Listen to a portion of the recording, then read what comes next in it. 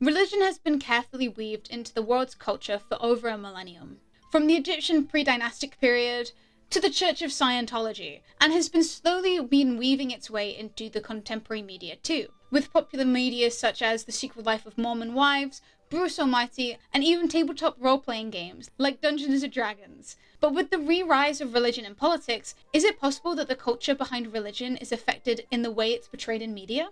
Religious influence is the idea that religion can influence an entire nation, define identity, shape attitudes and cultural norms, and influence individual and group behavior. Most religions have a lot of overlap when it comes to core thematic principles such as God and love, honesty, altruism, miracle workings, and peacekeeping. Similarly, most religions have a justification for violence. If it is a holy war, which by definition is a war fought to defend religious beliefs or to force others to follow a different religion.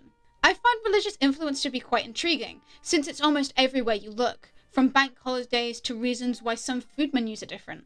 When looking into definitions, all the research I found was overly positive, leaning almost towards being preachy. So when I started to notice it in media I was consuming, I wanted to look at the portrayals of religion in media with a critical and neutral lens, so I can better understand what may influence why it's being portrayed this way. The Owl House and Christianity. The Owl House is an American animated fantasy series created by Dana Terrace that premiered on January 10th, 2020 on Disney Channel.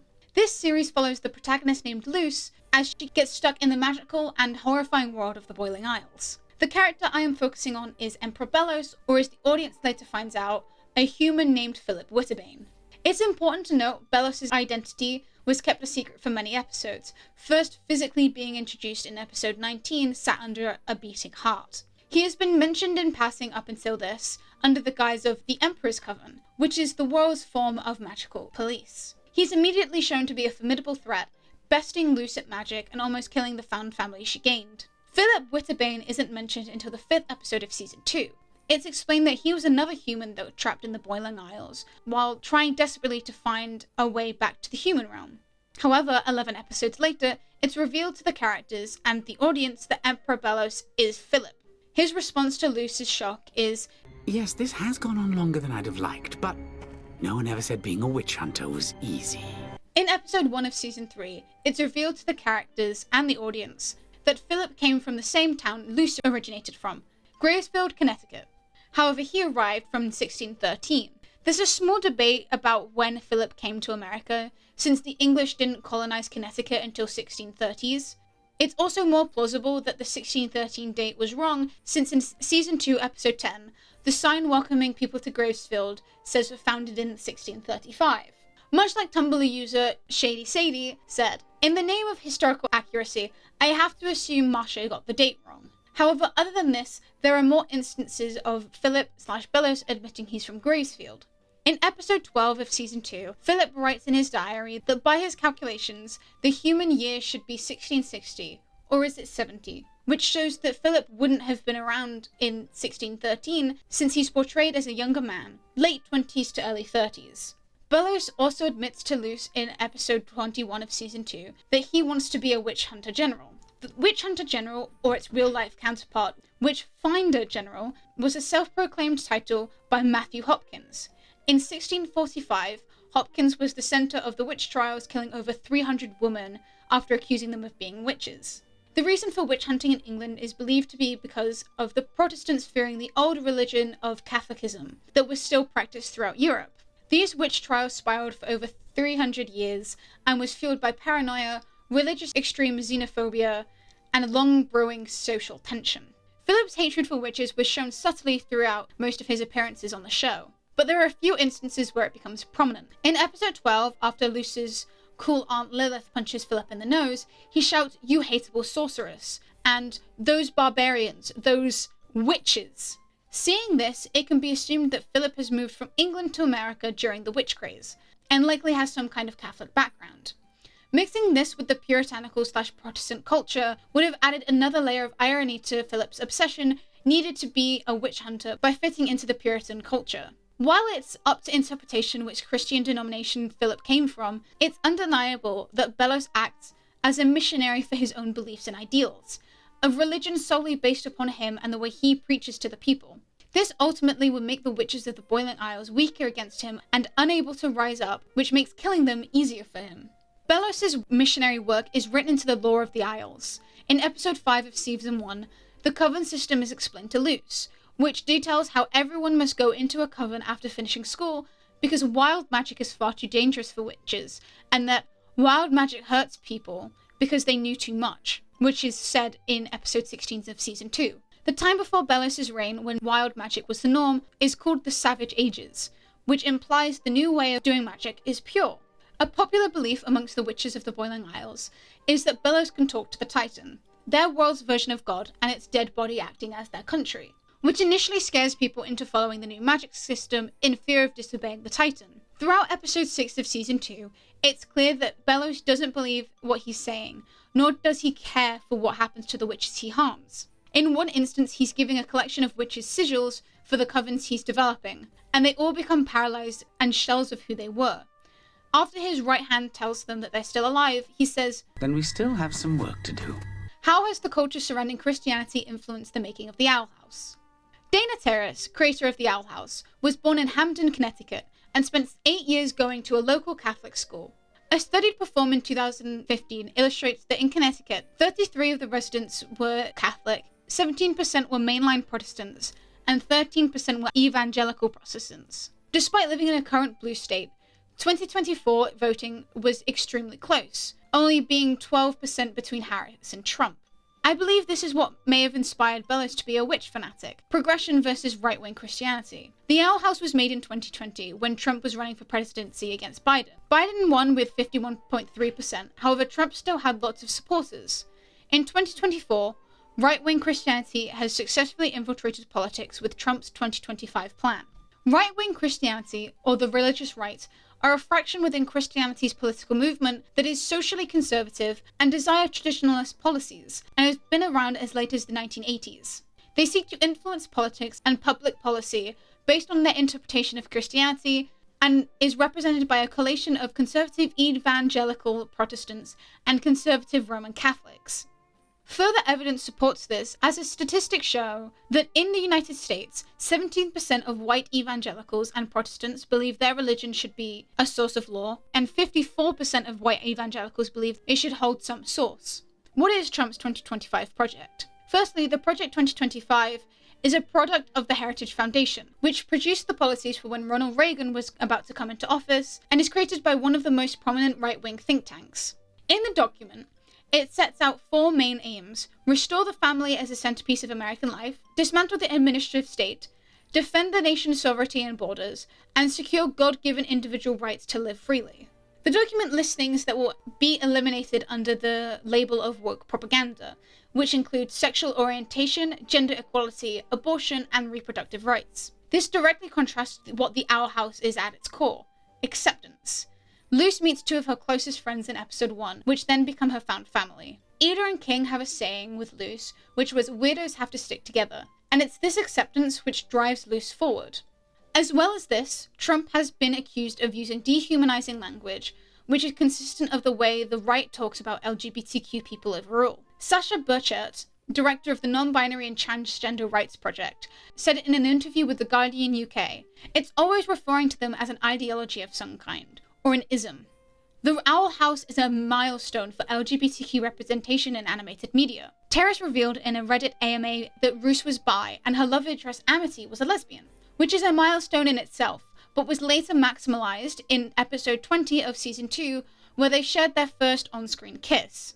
However, this moment was more than just shipping fuel, since it was also the first same-sex lip-locking ever aired in Disney Channel series. I think the negative response to LGBTQ people existing from the right-wing Christianity is one of the reasons that Belos and Philip is portrayed the way he is, and why the religion, which is very nuanced, is portrayed in a negative light.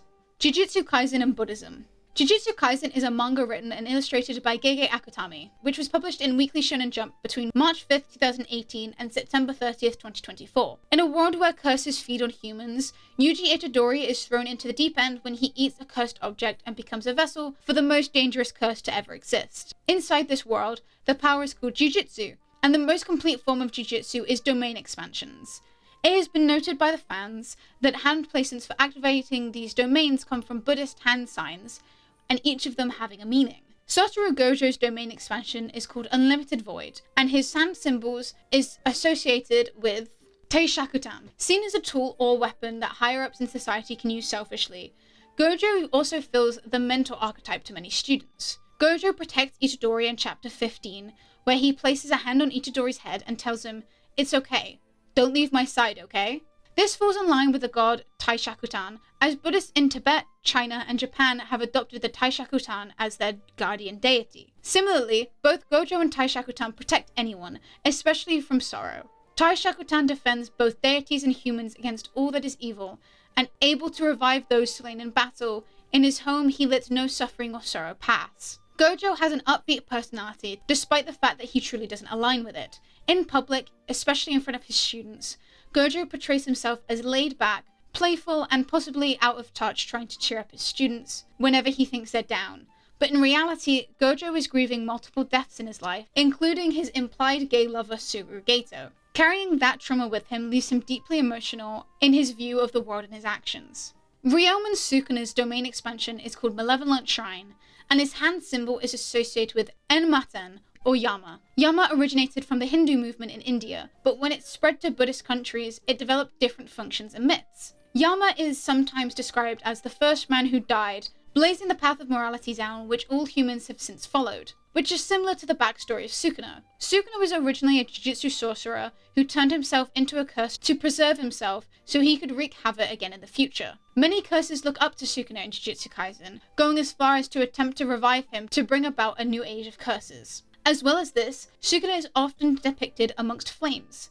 In later mythology, Yama is known as the just judge who weighs the good and evil deeds of the dead and determines retribution, which is similar to how Sukuna conducts himself. Sukuna is a formidable foe, winning all of his one-on-one battles, only losing when multiple people are attacking him simultaneously. He likes to taunt his enemies in fights, and tries to get them to do things that they'll regret.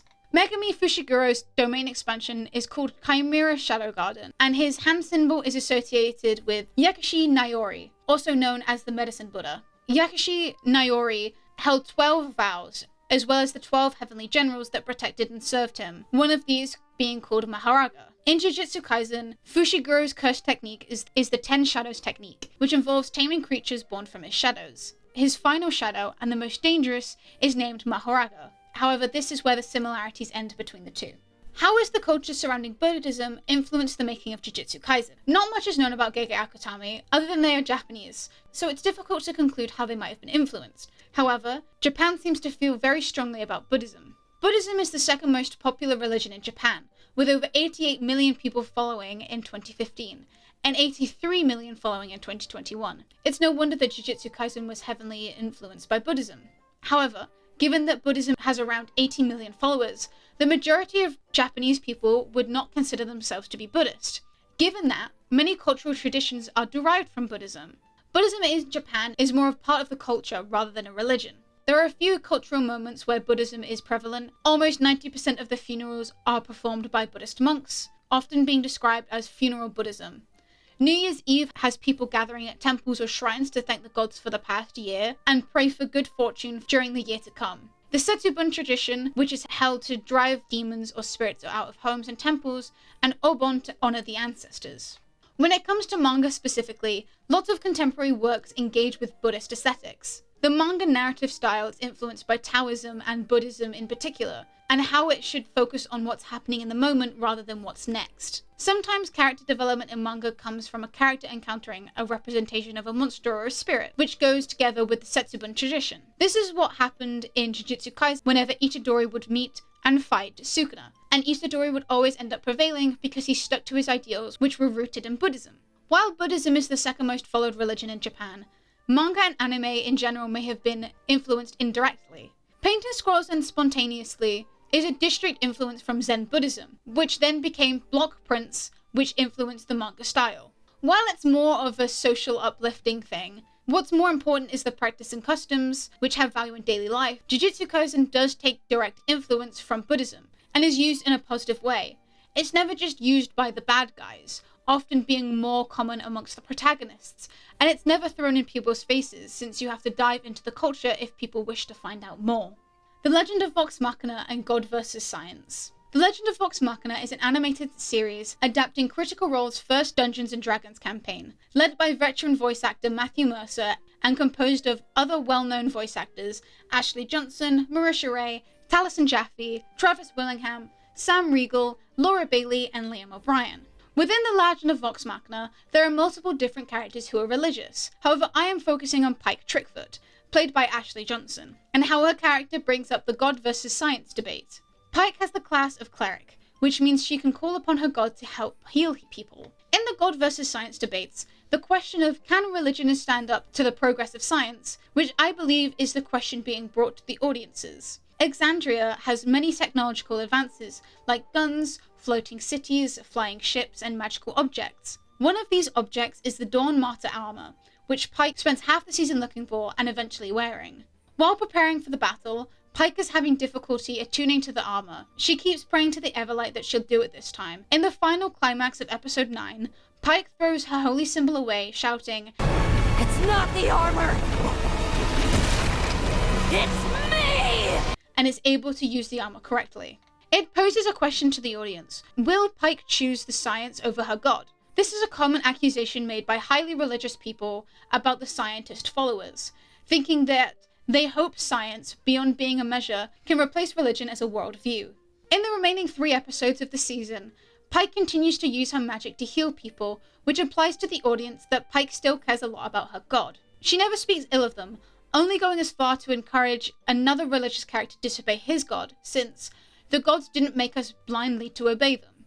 This implies a middle ground, which in fact, most Americans occupy the middle ground. We want it all. We want access to both MRIs and miracles. Pike's motivation is always in line with that of her god, even when it's implied that even if the Everlight needs you more than you need her, which throws Pike off a little, not causing her a crisis of faith, but makes her realize that she could be more without it. A full season has not yet been released, but it would be interesting to see what kind of direction the show will take when it comes to the God versus science debate. How has the culture surrounding religion influenced Critical Role? America has a growing neutrality towards religion, which I think is one of the reasons that The Legend of Vox Machina and Critical Role is neutral on religion. Some scholars argue that disaffiliation from Christianity is driven by association between Christianity and political conservatism, which could be another reason that Critical Role are so neutral on presenting ideas of religion. However, sometimes their personal opinions start to sneak in. Most, if not all of the cast, are now living in LA, California. But it's interesting to look at where they all grew up to see how this influences them. Mercer came from Florida,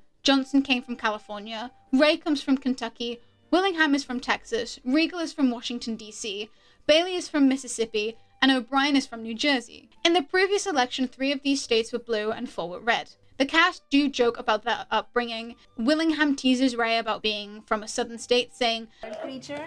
Yep. Kentucky knows what I'm talking about. And well, Kentucky, Texas, we got a southern thing. It's, you know. Even Ray herself admitted she didn't get into D&D until I moved to Los Angeles, because I'm from Kentucky, and the satanic panic is still very much kind of a thing there. It's clear that growing up in these places doesn't influence them as much as one would think, since the cast are very progressive with a large collection of LGBTQ characters, as well as extended support of the community via merch. But it's easy to spot when the cast stops seeing the God versus science debate with nuance, as some fans pointed out while watching Campaign 3. Lately, one thing has been bothering me. Why all the direct hate and scorn for the gods? Helicopter Mean 1070 asked on Reddit. Onions Have Layer Action replied, "I don't think the issue at the moment is that there's an anti-god sentiment, it's just that it's lukewarm." In the same thread, Cat for Hurricane admits that it's definitely a jump from the way gods and the players have been portrayed in Campaign 1 or Campaign 2.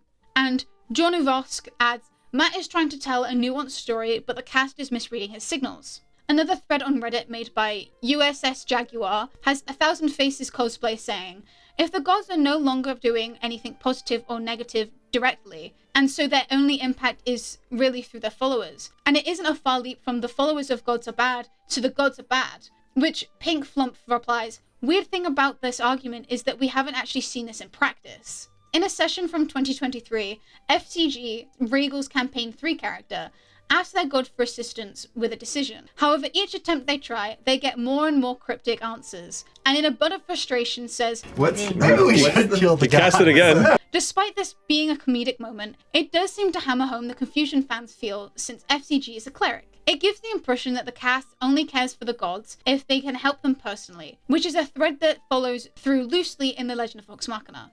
It seems that sometimes the cast will forget that the God versus science debate is a debate, and that no side is right. Despite all of this, God versus science and religion as a whole, in the Legend of Vox Machina, is portrayed with neutrality, which allows the audience to form their own opinions on things. The different culture around religion impacts the way it's portrayed in media. The more social culture around Buddhism in Japan made it so that the inspiration pulled from Jujutsu Kaisen was positive and well-rounded between characters.